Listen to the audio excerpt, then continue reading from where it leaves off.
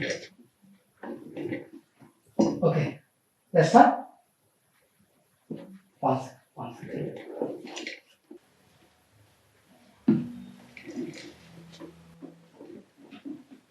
Let's start.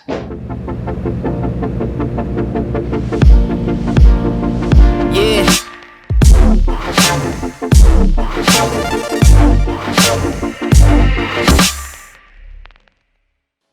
Hey guys, I'm Raj Ajay, a wedding photographer from Bangalore, India, and today we are reviewing the brand new Nikon Z5. Z5, Z5, Z5.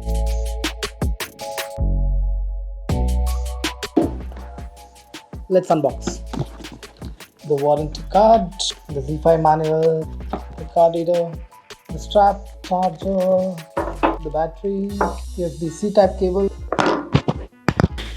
the 2450 lens, finally the Z5 body. So we are done with the unboxing of the Z5. Z5 comes with 4 options. Today we're going to talk a lot about the Z5 body only. Z5 body only. Okay guys, we have tried using the camera and we have shot close to 5000 plus pictures from this camera. And here's what we think about this camera. And that's too much camera.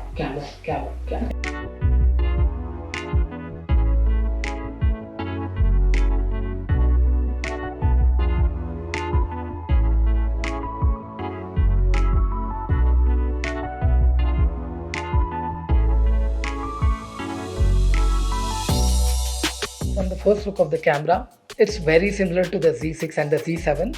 The back panel remains the same, but the only difference is the top display screen, which is not there in Z5. Otherwise, pretty much the same as Z6 and Z7. So Nikon has finally listened to its customers and made it dual slots. So this is dual SD card slots. This is a photographer's delight, especially a wedding photographer's delight. The next thing that I would like to talk about is the battery. So we have the EN-EL15C battery. This is the new version and it's a little better than the older version. So you'll get more shots. So the next feature I want to talk about is the USB-C port. This is a new feature with Z5. You can use a power bank and charge it up and you can just continuously shoot without any worry. This is one of the best feature for people who are into time lapse, who are into vlogging and people who are into live streaming. Let's talk a little bit about the internal features. So Nikon Z5 now has a new sensor and it's a 24.3 megapixel camera, very similar to the Z6 which is 24.5 megapixel camera. It's got the X-Speed processor which is very similar to the Z6 and Z7.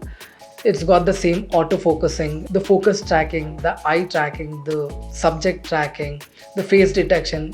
Everything is same as Z6 and Z7. Coming to the IBIS or the in-body image stabilization, it's the same as Z6 or Z7. We have tried this feature on Z5 and we have got amazing sharpness. Even as low as 1/10th of a second, the sharpness has been really very good.